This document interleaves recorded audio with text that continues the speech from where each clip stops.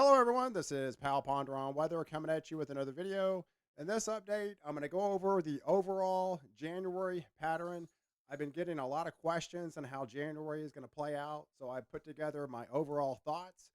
So before I do get started, if you do like weather-related content, please subscribe to my channel, as I will upload about 5 videos a week to keep you updated. All right, so let's get started. All right, so first of all, sorry, I'm kind of still dealing with a little bit of a head cold, so I apologize if I sound stuffy.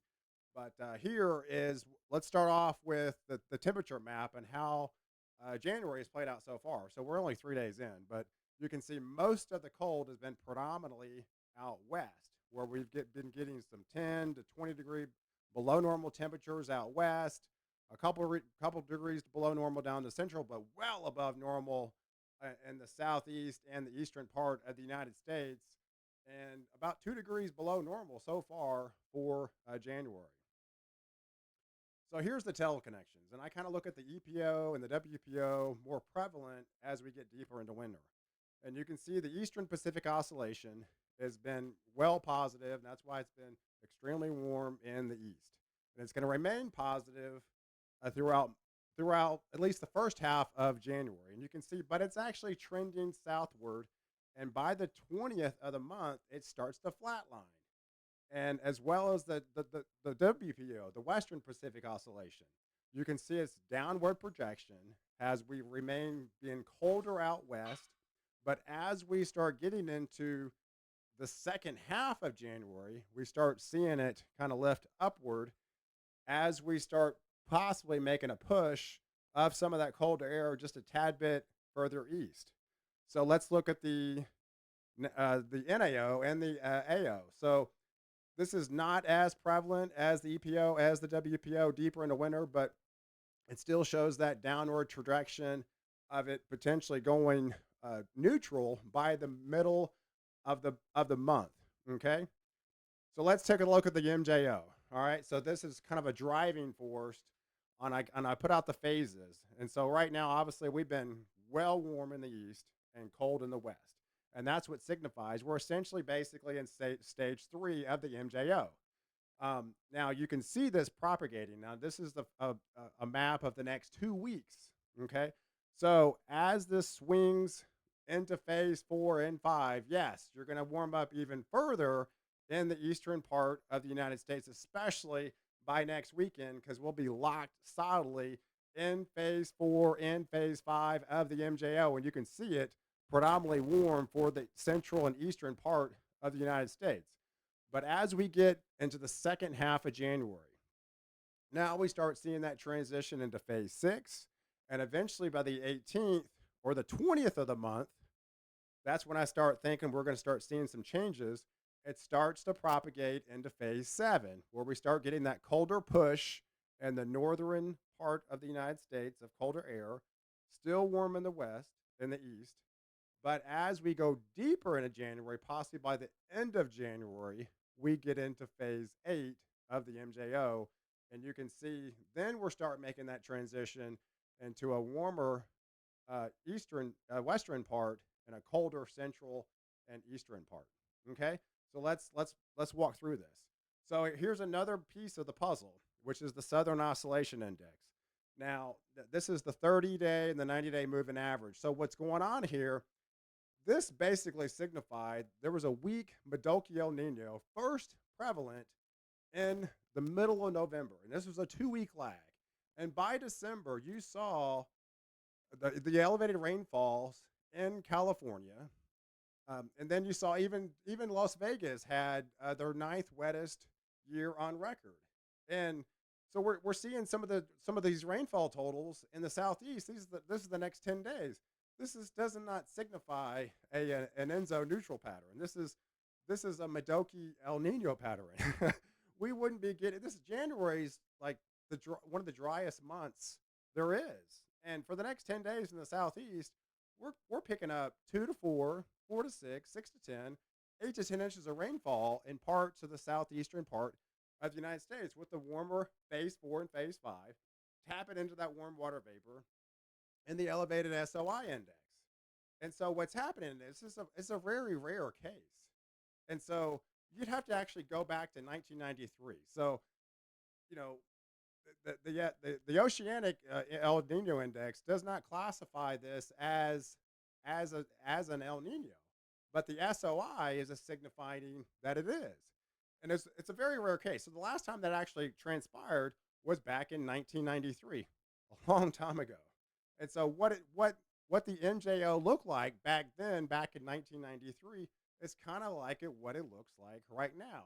So we're going into we're in phase two, 3 of the MJO. This is January. And this will propagate into 4 and 5 and eventually swing over into 7 and 8 as we go deeper into January. And look what January turned out to be: predominantly colder in the western part of the United States and warmer in the east. This is what January looked like. Now, look what happened in February and March of 93. Predominantly colder for much of the country, including the central, the southeast, and yes, the eastern part of the United States. So let's take this a step further. So here is how we played out on the solar minimum. Now, we've been following this for a long time. In 2019, we ended up with 281 days of a spotless sun. Now that the only all the way back from 1894, 1849, we were number 3. The only years that beat us was 1901 and 1913. But you can see the thermosphere is just about as cold as it was back in 2009. And if we continue, which I think we will, we'll be colder than we were in 2009 by the time February gets here. We already surpassed what it was happening back in 2009, back in the spotless days. And that year ended up being the 25th coldest year on record and the 25th snowiest year on record. And we're slowly making a transition from a Western OBO, solar minimum, to an Eastern OBO, solar minimum. And this is what the pattern would look like as we go deeper into mid-January, February, into March. Okay? So let's take this a step further. And this is the overall temperature map right now of the polar vortex. Now, the polar vortex has been very healthy. Now, what I mean by that is all the cold has been locked up in the Arctic, way up in Alaska and Greenland and Iceland. They've been getting some historic cold temperatures. All this pink area has been 40 and 50 below zero. We're seeing some extreme temperatures. How extreme? We talked about in my major pattern change video about Alaska hitting 65 below zero back on December 6th and 27th.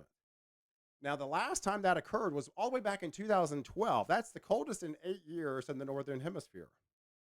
Now, then we talked about that cold propagating to the east and centering over Greenland the first couple of days in January. Now, we got confirmation of that at the summit camp in Greenland. The temperature it actually bottomed out at 86 degrees below zero. That's almost the coldest temperature in the Northern Hemisphere all time. The only thing that beats it is Russia was 89 below back in 1933. So we're talking some extreme cold. And then this morning, up in the stratosphere and up in Iceland, now granted, this is 25 kilometers or 15 miles up in the stratosphere, but we hit 96 below Celsius. That was 141 degrees Fahrenheit below zero. That's some serious stuff. The planes go 7 miles up. So this won't touch planes. This is 15 miles up. Now, granted, this is the stratosphere. No one lives at the stratosphere. The all-time coldest temperature ever was in Antarctica at 128 degrees. But this kind of goes to show you this extreme cold bottled up into Canada and Iceland and Greenland. And it's looking at some sort of trigger to propagate south. Now, how does that happen? So let's take you through this, okay?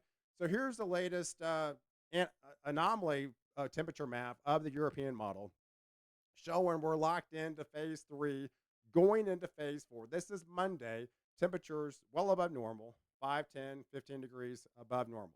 Okay? So we can talk. This is Thursday the 9th. This is coming off. We do have a little bit of a lag this week, a 2-day reprieve of that system on Tuesday and Thursday, wrapping up on Thursday, Tuesday and Wednesday, wrapping up on Thursday with the snow in the Northeast, giving you those below normal temperatures. But as the MJO goes into the warmest phase, which is 4 and 5, this is well above normal for the southeast and the northeastern part of the United States. 10, 15, 20 degrees above normal. And the cold is still out west. We're starting to see some signs. Now, this is the 11th of some of that colder air starting to push south. Let's take this a step further. Here's the 14th of the month. Now we're starting to see that some of the colder air starting to enter the northern part of the United States of 10, 15, 20, 25 degrees below normal temperatures up in Montana. This is the 14th, okay? Now, how does that look as far as temperatures go? As far as temperatures go, we would be below zero, 10, 15, almost 20 degrees below zero temperatures as far as a minimum by the 14th, okay? Now, why would that be? So what we're seeing is we've got to have that polar vortex to be disruptive. Now, we've got a ridge that looks to build by the 20th of the month over Scandinavia. If this would occur, and there's a lot of model data showing this would happen, this would disrupt the polar vortex and cause it to buckle or become wavy. This would send pulses of colder air down into the United States. Now, this would be the same time of the MJO going into phase 7, then eventually into phase 8 as we go deeper into January. Now, granted, this is also the coldest time frame of the United States, which is essentially going to be January 15th through February 15th. Okay, so we're starting to see the push. Now, let's take this a step further and look at the latest CFS model. And this kind of gives you an idea by the 20th of that polar vortex trying to be disruptive, showing that colder push of colder air having 10, 20, 30 degrees below normal temperatures starting to enter the western central part of the United States. This is the 20th of the month, okay? By the 23rd, it even deepens, and it's a step down process, okay? It even deepens further, pulling the colder air further south. Now we're starting to get those negative temperatures deeper into Wyoming and South Dakota, even in Nebraska, we're starting to see some of those negative temperatures. And the colder air is starting to push into Texas. This is by the 23rd. We take it a step further by the 26th, and it pushes even further. Now we're starting to see that those 20-degree temperatures showing up in the Dallas-Fort Worth area, single digits in Oklahoma, and 15 degrees below zero in Chicago. All right. So let's take a look at the end of the month. Now, if this would occur, we would have an MJO in solidly phase 8 at this point. Now, granted, yes, this is 3-4 weeks out. Okay, and this would kind of give you an idea on how this would play out. But we're seeing single-digit cold in Texas now, below zero potentially in Oklahoma. So this polar vortex would be disruptive, and now much of the core of that cold is now centered over the United States instead of Canada. Okay, so if we take a look at the latest, if we take it even a step further, but the 30th, it still has the cold air, central in the central part of the United States. But over time, this will eventually swing east over time. Now I stopped it on the 30th because this is a video that's pulled in all through January.